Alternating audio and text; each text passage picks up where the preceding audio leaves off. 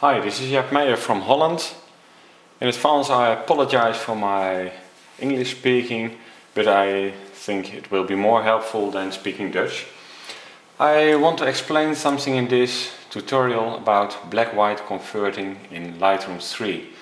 I will use a photo of Cassie, who mailed it yesterday.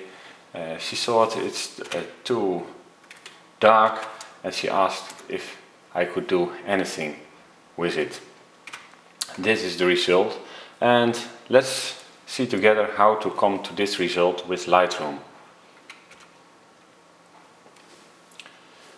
We go to the develop mode, and as you see there are some menus, but the funny thing on Lightroom is that you don't use them. You use the sliders here, and that's of course more easy because what you see is what you get. The first thing I can see in the histogram that there are no blacks in this photo, and indeed you see nothing is black. It can be grey and dark, but not black. So let's first push the blacks.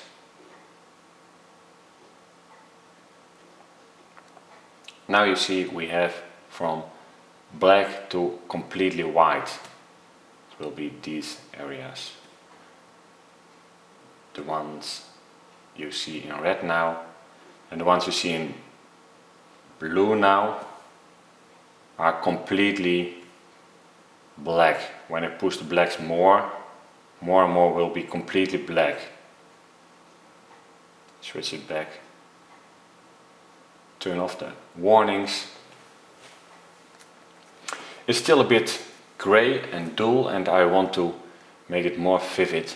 I go to the tone curve and push the shadows. By doing this I bring the mid-tones more to the dark. You can see it in the histogram here in the top. The mid-tones go more and more to the dark.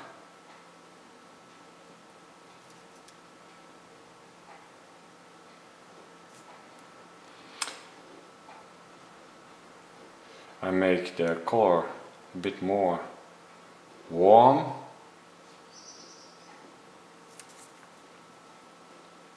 I push the clarity. Clarity is the local contrast, so all leaves and grass is more crispy.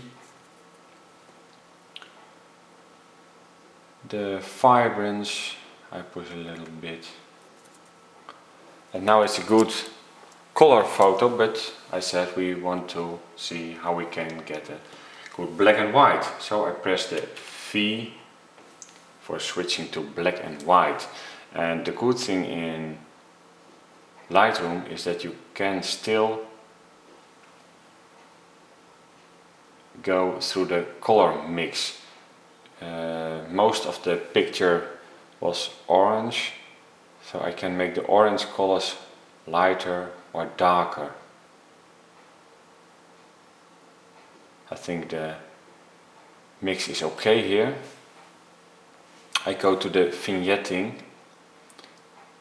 In fact, a vignette is something that's not good on a lens, but we can also use it for a more dramatic effect, because in fact there is no lens fault bringing vignetting. I put it to the maximum and enforce the effect. Now we have a rather dramatic photo. With the backslash key I can switch to the original photo and back. I want to make a split toning, so I give some color effect. Some software just have a sepia effect, but with Lightroom you can set the effect yourself. You can choose every color you want. I go for brown, the highlights, and the shadows I can give another color, but for this one I give a light brown effect too. And that's it.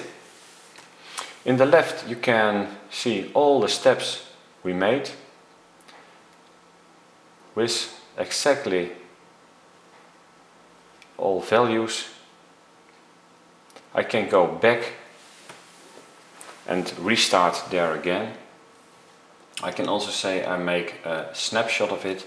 I call this one black and white.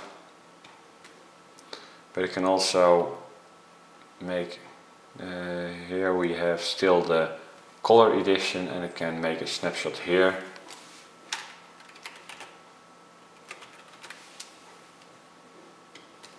And I can switch here without saving.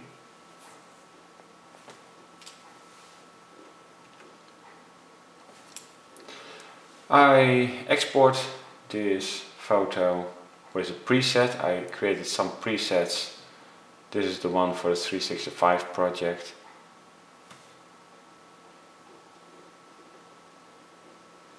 And I can upload it with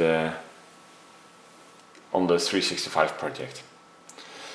So in several minutes you can completely change a photo with no special knowledge. It's just playing with the sliders. That's the great thing of Lightroom. I hope I helped you, and comments are welcome. Thank you for listening and viewing.